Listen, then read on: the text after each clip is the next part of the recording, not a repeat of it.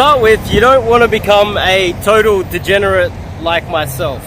You don't want to be in a situation where your entire life revolves around game and picking up girls to the detriment of your financial situation and every other aspect of your life, career, etc.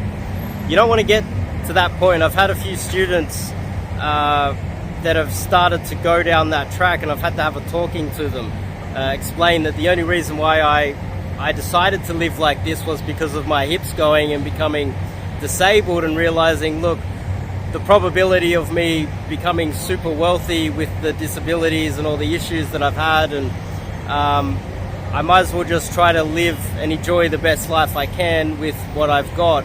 And if you've got other opportunities to progress in life and career, financially as well, you should try to have a bit of a balanced life, okay? I just wanted to get that out of the way. Now, to have a balanced life, in Sydney I had this awesome spot. This was just towards the end of COVID. I had this apartment. It was cheap because a lot of people had left. I had a gym inside my apartment block. It was right in the center of the city, right next to a mall, literally across the road from the mall. And the pool was literally 1 block away. So my day-to-day routine was pretty much waking up, doing a little bit of social media, going straight downstairs, hitting the gym, going back upstairs, getting changed, going to the pool, pumping out some laps, and then pretty much gaming. It's a little bit embarrassing to say that, but that's why I decided to become a coach.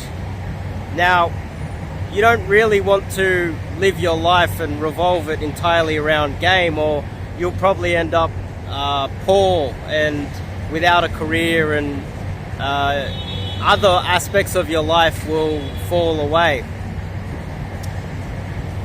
With that said, I've been here in Asia for about 3 weeks, and it's taken me about 3 weeks, and this is the 7th location I've lived in. Some locations I lived for 24 hours. I just stayed in one hotel. I bounced around multiple different areas in Asia until I found the perfect location. In the previous video, I showed you guys my pool. Massive pool. It's beautiful. Beautiful location, beautiful apartment, where I got this massive pool that I can pump out laps every single day. It's got a nice little gym in there as well.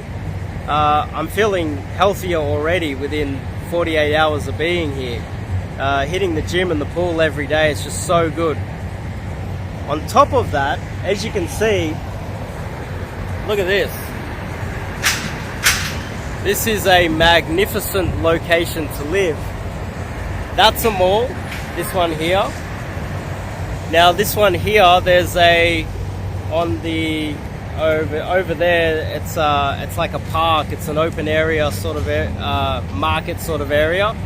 Upper class, really upper class. Next to it is a bigger mall. Hopefully you can see that clearly. And then behind it, there's 2 more malls. One's more of a business one, which is great for 5 p.m. Trying to hit up, doing DG and hitting up those girls that are doing the working in the office, 5, 6, 7 p.m. Weekends, this mall is great. And on the other side of those big buildings there, maybe 2 blocks down, is a university. So there's a whole bunch of university students that are like 21 years old that go to these malls. And I'm all within 2 blocks of everything that I need, and there's a massive amount of flow to do DG every single day. On top of that, within 1 kilometer, I don't know which direction it is, there's the biggest nightclub in this area. And there's also the second biggest and a few others in that sort of area. And it wouldn't even be 2 kilometers from here, which is perfect. So I've got everything I need within the perfect location.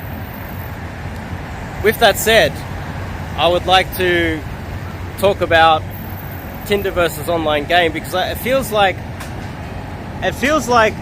so many guys at the moment are talking about swiping right on Tinder, running Instagram ads, doing all of the social media things, and I just want to give you guys an example of my experience over the last 24 hours.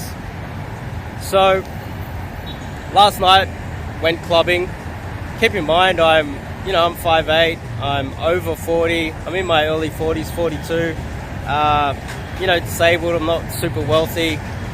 In Asia I become a little bit above average height, which does help,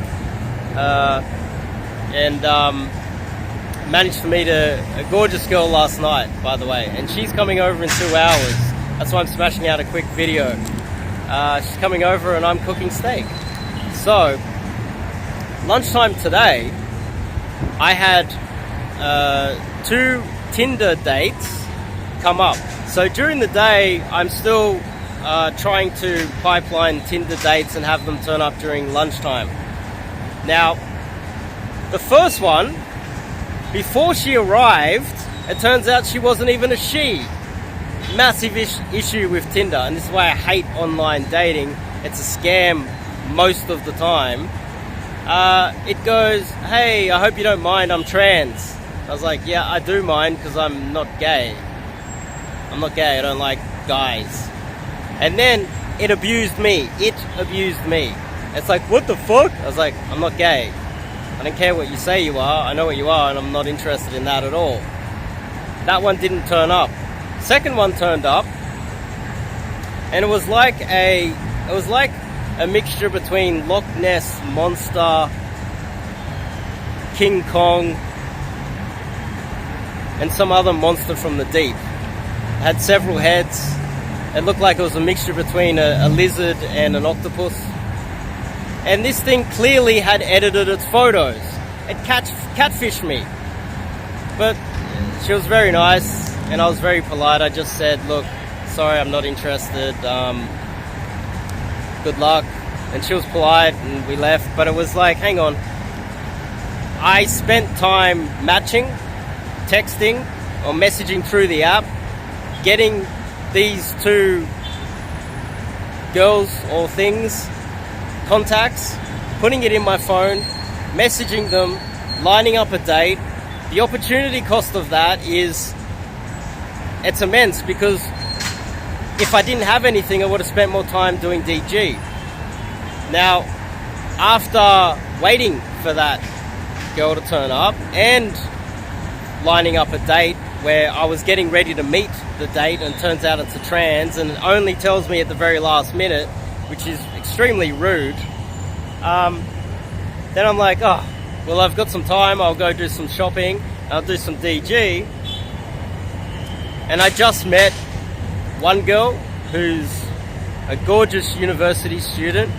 She's going to meet her friends and go to Korean barbecue tonight, and then she's going out somewhere, and tomorrow she's got a birthday party. She's got a lot going on. She's cute. Probably not the type of girl that I'm going to get through Tinder. So I already outdid Tinder within an hour of having these awful dates turn up. One not turning up, one being a trans and one being Loch Ness from the deep, octopus mixed with a lizard. And then after that, I met an even more sexy girl just then in the park. And I got her number, and that set seemed to go really well. Really, really well. So within an hour, it cost me more time to match with girls that I'm not attracted to, and things that aren't even girls on Tinder, when 1 hour straight after that I managed to meet 2 girls that were far superior to the time and the opportunity. It's an opportunity cost. That's what it is. But the issue here is it's hard not to still have a look at Tinder and see what's in there, because every now and then you get lucky. But when you really crunch the numbers, how much time that you spend on it, it might not be worth doing it at all, to be honest. But I'm going to continue doing it, and a lot of guys still use Tinder and online dating. But with all the evidence that I have, anecdotal, personal evidence that I have, my experience, And also, like, a lot of guys don't approach, they don't have game. Top link in the description if you want to sign up to do some coaching. I'll be back in Sydney in literally 4 days, by the way. So I've only got 4 more days here. And it just feels like the entire community, I've noticed way too many guys that are coaches are totally ignoring cold approach. Maybe it's because of COVID, maybe it's because of the anxiety built up and the lack of social skills because of COVID damaging people's social skills, right, during the lockdowns, etc., that they don't want to do it anymore. But from my experience, and the cutie that's coming over now, and I'm cooking her steak, and she's going to hang out tonight and probably sleep over. It's just so much better, right? Also, I have noticed, now I'm 42. A lot of guys are saying Asia's easy. True. But if you're in your 20s or early 30s and you've left America and you haven't just gone to Canada, you haven't just gone to South America, you haven't just gone to Eastern Europe, which is right next to North America, and you've decided to travel to the opposite end of the earth to go to Asia, to go to Thailand, that's evidence of a fraud, okay? So just throw that one out there. I want to throw that out there. How far are these guys traveling to get laid? Because if you look at me, I'm in Australia. Look at the map. It's right in Asia. It's so difficult for me. It's the opposite end of the world for me to get to Eastern Europe or Europe. And it's on the opposite end of the world to get to America. I have to go through all these countries to get there. It's 24 hours to 48 hours to fly that distance. What type of an American coach guru travels from America with the most powerful economy, passport in the world, the most status in the world, and goes to a third world country in Asia that is still in their 20s or 30s? It says a lot about the person. I just want to throw that out there. Last night, the girls that I was meeting, they asked me, how old are you? This is very common at the moment because I'm in my 40s now. They start asking, how old are you? Now, I'm saying 28. I'm still trying that. It's not working at the moment. So a lot of these girls now, they're like, 28? I was like, what? And the reaction's so visceral that I'm now starting to tell them that I'm 30. I can pass for 30 because it's like the 30 is a big leap from 29 or 28. I don't know if I can pass for 28 anymore in Asia. Now, when you reach 30, that's 10 years difference if you meet a 20-year-old. So keep that in perspective when you start, when you want to accuse me of playing on easy level. It means that I can't really pass as a younger guy. Age does matter here depending on what type of girls you're dating. Like if you're living in this area with higher quality girls, like the girl that I met last night, I met her on the way into the nightclub actually. She got me in for free.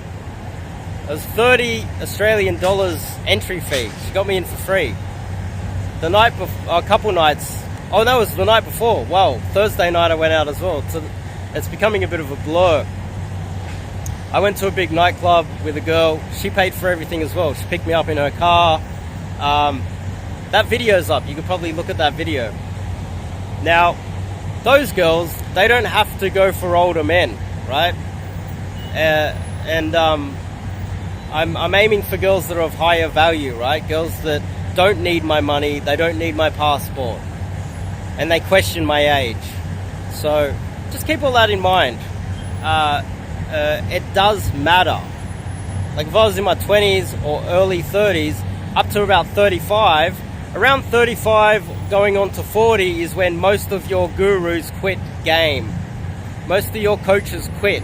You got to keep that in mind, that I'm still punching up, even though I'm here, but also you look at the area I'm in, I'm still punching up. So I think I've covered a few things: online dating, the age issue, and location. Hopefully that's been helpful, but this is a great spot to live. I've got 2 hours until my date from last night that I met in the nightclub. You know, she went home, and then she's coming back tonight at 6. It's about 4:15 after I finish this video. Jump in the pool, jump in the gym quickly, get changed, and meet her. And I've got everything I need right here. It's the perfect way to live your life, as far as I'm concerned.